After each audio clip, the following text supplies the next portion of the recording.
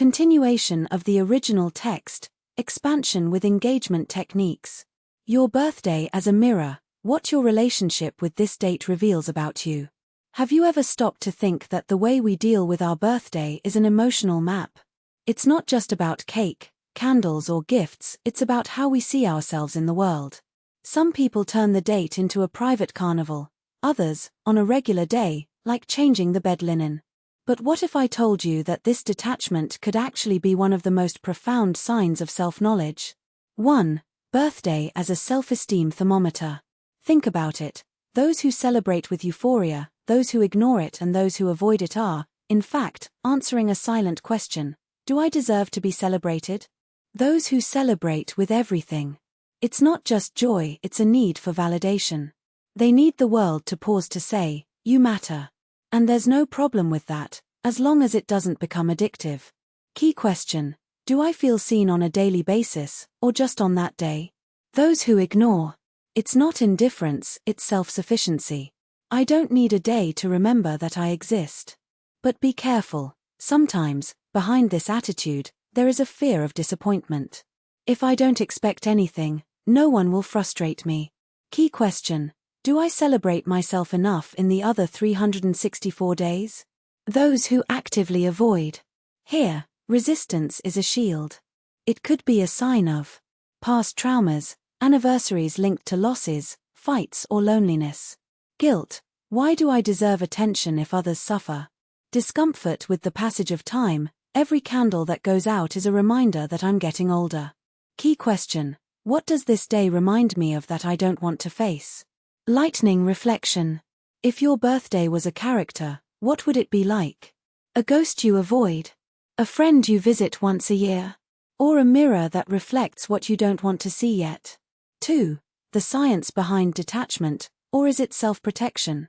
Neuroscientists discovered that the brain treats symbolic dates as memory markers, and when these memories are painful, it activates the warning system as if it were a physical threat. In other words, if your birthday has already been the scene of disappointments, your body reacts as if it were in danger, even though rationally you know that it's just one day. The role of dopamine. When we are celebrated, the brain releases dopamine, the reward hormone. But if, in the past, this expectation was frustrated, the system stops producing dopamine in advance. It's as if saying, it's not worth waiting, it will hurt less. Side effect.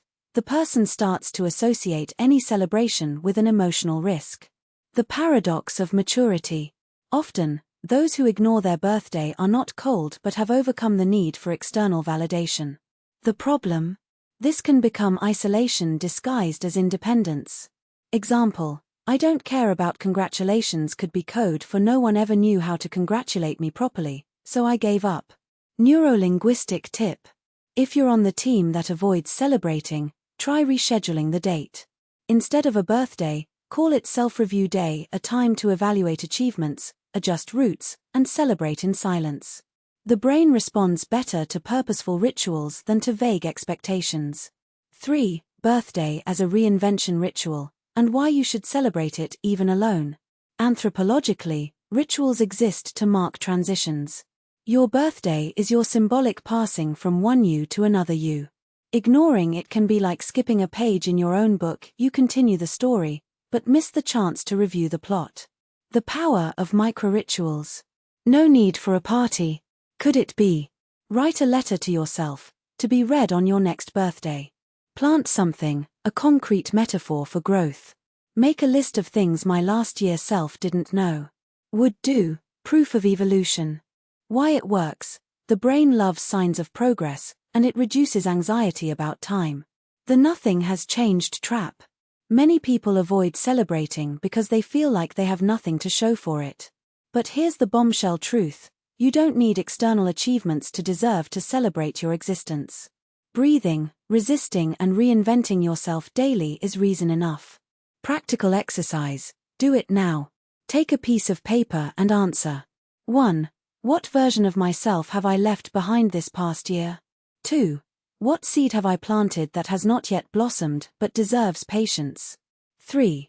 If my birthday were a color, what would it be? Why? This exercise activates the prefrontal cortex, responsible for self-knowledge, and reduces the feeling of lost time. 4. When detachment became a wall, how to know if you are protecting yourself or isolating yourself.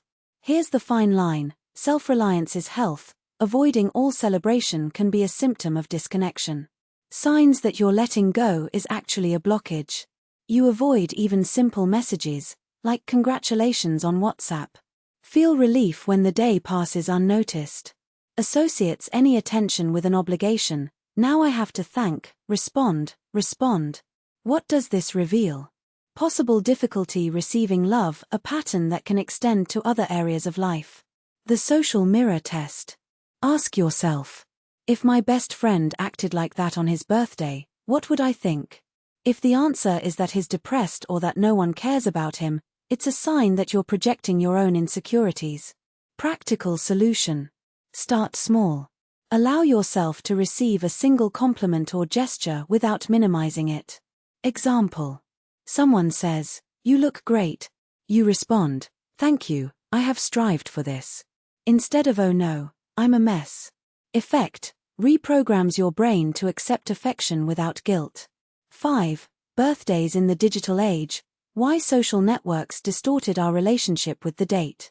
Networks have turned birthdays into validation shows. And this created two extremes. 1.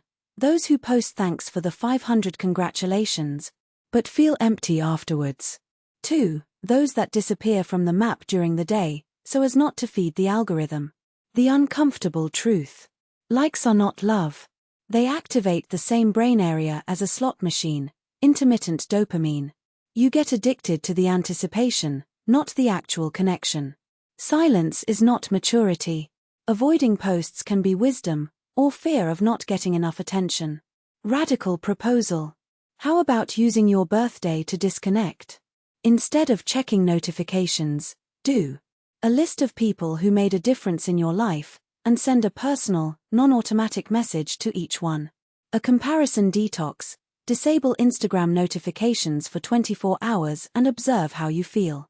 Phrase to reflect on. Your birthday is not content for your feed. It's a chapter of your life. You decide whether it's going to be a bestseller or a draft. 6. The gift you never gave yourself, and that no party invitation can replace. Here's the final revelation. The greatest gift on your birthday is not what you get, but what you allow yourself to feel.